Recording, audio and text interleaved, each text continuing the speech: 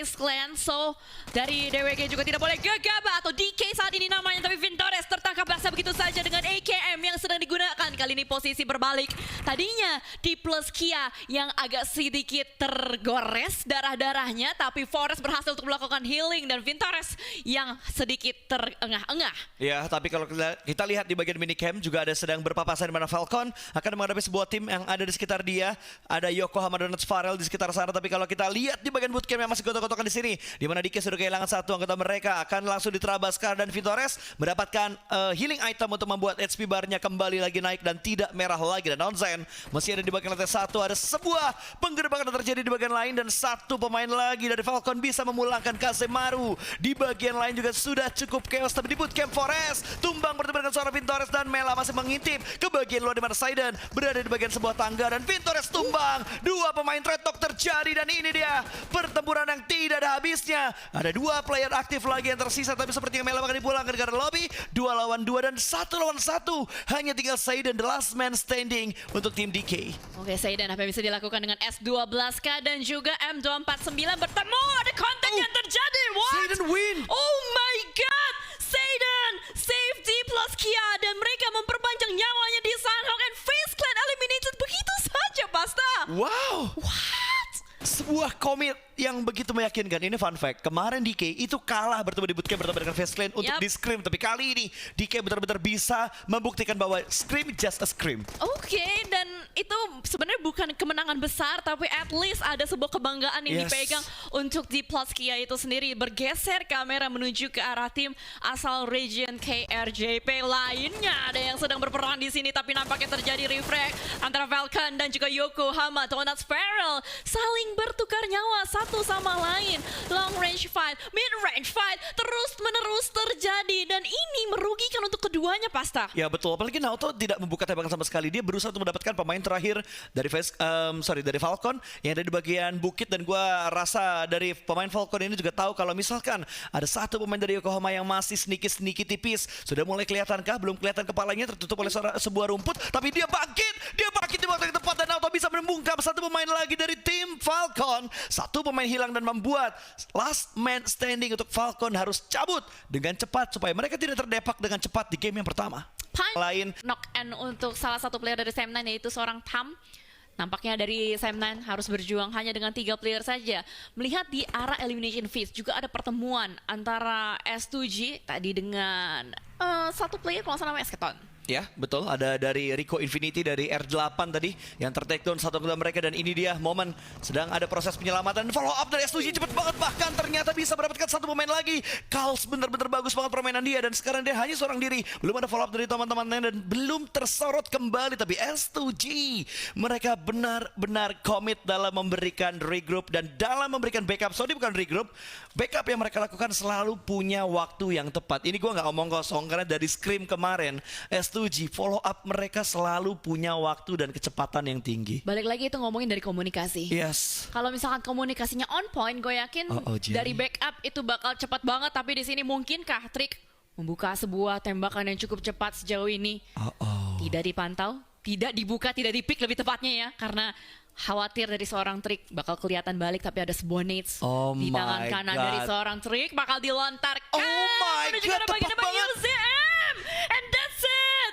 on point, meledak, membuat satu player dari Agon harus tumbang begitu saja. UZM aware ada orang di balik sana, tapi dia nggak aware dengan adanya sebuah setup utility Oleh Vampire, lalu juga ada Gladiators di sebelah sana, tapi kamera fokus kembali menuju ke arah Alpha 7 dan juga Sam9. Tidak henti-hentinya Sam9 digempur terus, bahkan kali ini hanya menyisakan seorang Kenny. Kenny, kamu mau kemana dengan sharpshot yang begitu sulit untuk di counter, dan Alpha 7 berhasil bertahan hanya dengan 2 playernya. Tapi PR berikutnya untuk Alpha 7, gimana ini caranya mereka nyebrang pas, soalnya dia ada di bagian rumah-rumah pertigaan.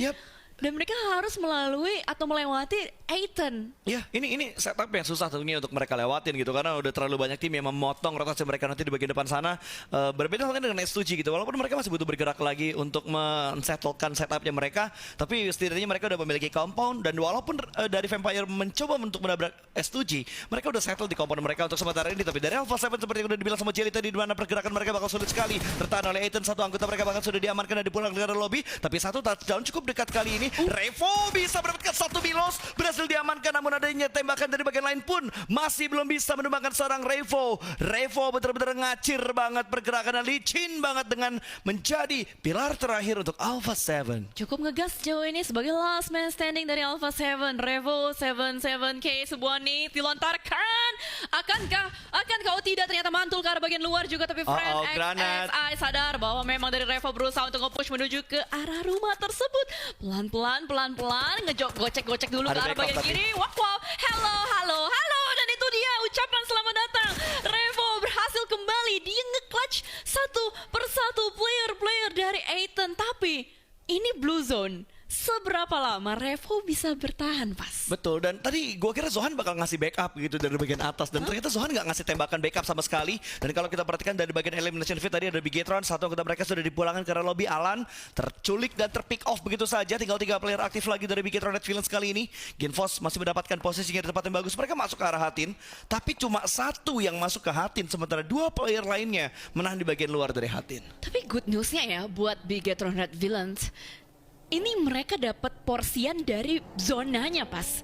Jadi andai kata zonanya nggak terlalu jauh, mentalnya gue rasa mereka bakal cukup mudah untuk bisa bergerak leluasa, bermain untuk di late gamenya. Tapi seberapa lama mereka bisa bertahan kalau misalkan dari arah belakang mereka tuh masih belum terlalu clear? Karena masih ada satu tim yang membayangi mereka dari bagian belakang. Kalau kita perhatikan dari Mazexis, mereka persis ada di bagian belakang. Bahkan King dengan vehicle-nya terabas nyelonong lewat begitu aja ngelewatin 2 tim. Dan King bisa kali selamat kali ini dengan sebuah pergerakan begitu barbar. Itu dari Blue Zone Gel. Dari Blue Zone dia tabrak ke tengah tebing dan belum ada yang bisa nge-pick off King. Last man standing dari Falcon. Weh, bisa gitu, masih Pelan-pelan selamat. Pak Supir. Masih selamat, itu kelihatan. Itu Puncher King di situ seorang diri, tapi ada replay lagi ya tentang bagaimana tadi Revo berusaha untuk bertahan dan survive di bagian Blue Zone. Ini gokil banget sih apa yang dilakukan, dan ada kesempatan sebenarnya buat BTR untuk bertahan, untuk survive juga. Tapi kita lihat bagaimana 19 detik lagi Circle akan mengecil menuju ke arah fase berikutnya, menuju ke arah stage kelima. Yep, dan ini dia setup dari Aton di mana Coco ada di bagian bawah bertetanggaan dengan Yangon Galacticos. Di arah bawah juga ada Super Andreu yang bisa memberikan happy birthday Coco. Hati-hati Coco, ada Super Andreu. Coco hati-hati, Uzi di tangan, tidak ada hard check. Dari arah belakang bakal langsung ditembak dan easy peasy pick untuk Super Andreu. Sebuah pick off yang super easy, Jelly. Emang kalau kita ngomongin dari para professional player, well, kita nggak boleh meremehkan aim mereka ya. Tapi terpantau bagaimana semua player ini lagi gerasa-gerusuk banget, coy. Weh, apa nih bang? Pelan-pelan bang, DRS bang berusaha untuk maju untuk ngegerebek satu rumah yang sudah ada penghuninya, yaitu iCard Esports. Di depan sana didapatkan satu killer, YT. Oh my god, belajar berhitung bersama killer YT. 1, 2, 3 semuanya dimusnahkan hanya dengan senjata DBS. Gila men, killer masih konsisten, tapi Aton last man standing mereka masih bisa terpick off karena Cute Loki masih bisa mendapatkan sebuah angle untuk mendapatkan pemain terakhir dari Aton, dan Blue Zone sekarang sudah mulai mengecil. Mazexis di belakang mereka masih ada yang membutuhkan, tapi mereka bisa nge-clearing area tersebut dengan sangat smooth, dan 3 anggota mereka masih bertahan sampai di stage 4 kali ini. Oke, ini sudah semakin menegangkan. Oh my god, ini cukup sempit loh kalau kita ngomongin dari circle keempat menuju ke 5. Dan ini adalah area Camp Alpha. Perlu diingat tidak ada banyak tempat yang bisa dihuni karena depan-depannya open field. Dan siapapun yang menghuni gunung dari Alpha ini bakal cukup berkuasa, tergantung gimana caranya mereka menjaga badan, karena tadi terpantau Matic dia ngepick, dia nembak, dia pun terkena cicilan damage, tapi Matic ini kan karena ya Matic yang nggak manual gitu, cukup dia ngerem aja dia langsung hilang, dia langsung hilang dari pandangan lawan gitu loh. Langsung injek remnya aja atau tinggal pencet kanan kiri remnya udah pasti bakal aman banget. Bener, itu dia tadi yang membuat kenapa Matic cukup cepat untuk menjaga badan mereka. Tapi balik lagi bagaimana dari Bukit Alpha ini udah mulai pelan-pelan keluar dari bagian zonanya, juga udah mulai tercicil, bagaimana Gladiators harus Tapi cepat ini, berputar otaknya. Ini gokil sih. Ini sih shoulder picknya Killer bener-bener bagus banget. Dia kayaknya emang udah hafal mati banget gitu loh, gimana cara menggunakan DPS yang baik dan benar dengan 2 peluru yang langsung dar-dar. Dia tahu timingnya kapan harus ngepick, nutup, ngepick lagi, dan itu dia 3 pemain dibungkam sendiri oleh seorang Killer. Kayaknya dia yang bikin tutorial pakai DBS deh. Tutorial pakai DBS, cek. Itu dia baru dia lakukan dan mendapatkan 3 pemain. Lumayan ngegendong DRS untuk kembali lagi tampil lebih bagus dengan 4 elimination sudah dikumpulkan oleh DRS sementara ini. Ya karena 3-nya itu dari Killer. Betul. Cukup gendong ya. Dan kita bakal melihat juga dari 9 tim yang masih bertahan, so far so good. Terspot. Untuk Bigetron, Red Villains, tadi juga dari Infinity IQ udah mulai nge-spot, ada yang berlari-larian. Mungkin mereka ada kontak mata juga dengan BTR karena terpantau Genfos sudah memberikan beberapa pre-fire juga menuju ke arah player-player dari Infinity IQ.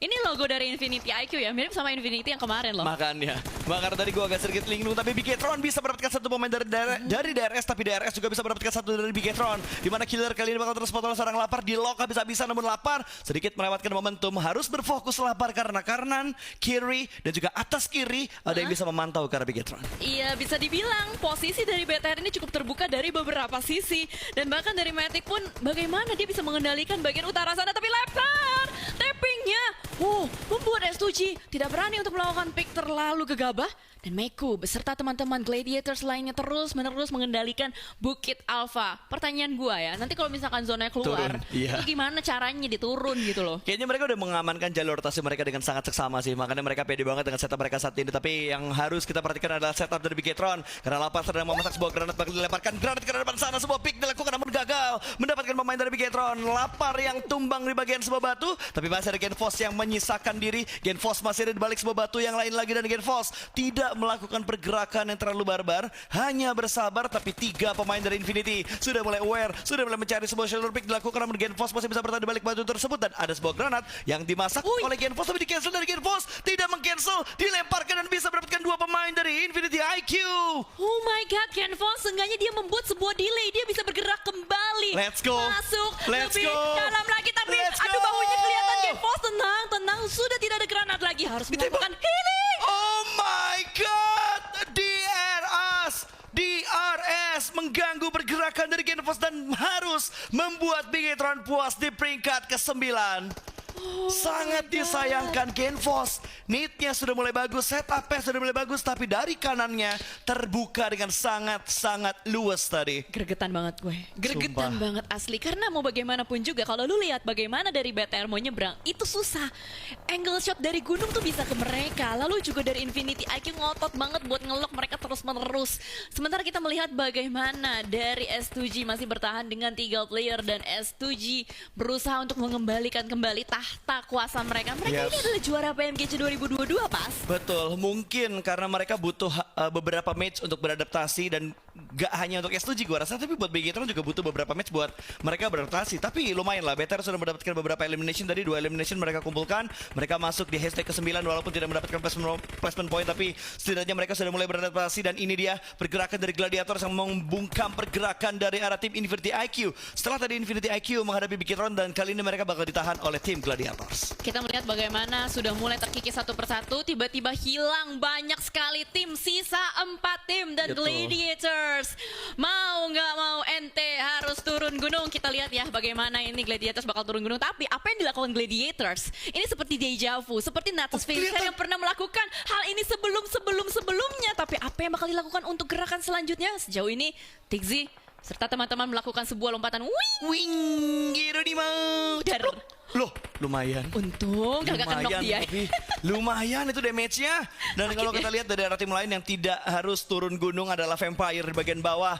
Mereka masih berempat. Eli mereka juga udah lumayan, tapi Gladiators tertahan dengan S2G. Akan ada close combat kali ini. Ray cukup lama SB bisa mendapatkan 1, ada follow up juga dari pemain-pemain yang lainnya, tapi termakan oleh Blue Zone. Dia nyangkut di railing tangga. Itu tiba-tiba membuat satu pemain mereka tumbang begitu saja, dan Gladiators sepertinya sudah tidak bisa melanjutkan langkahnya kembali. Tapi lihat, last man dari Falcon, Jel. Buset. Ini dari early game. Dia terabas ke tengah dan King masih survive sampai di stage yang ke-8 dan akhirnya dipulangkan oleh S2G karena lobby. Ya, Duri dalam daging. Lo, lo, lo, lo, lo, What lo, happened?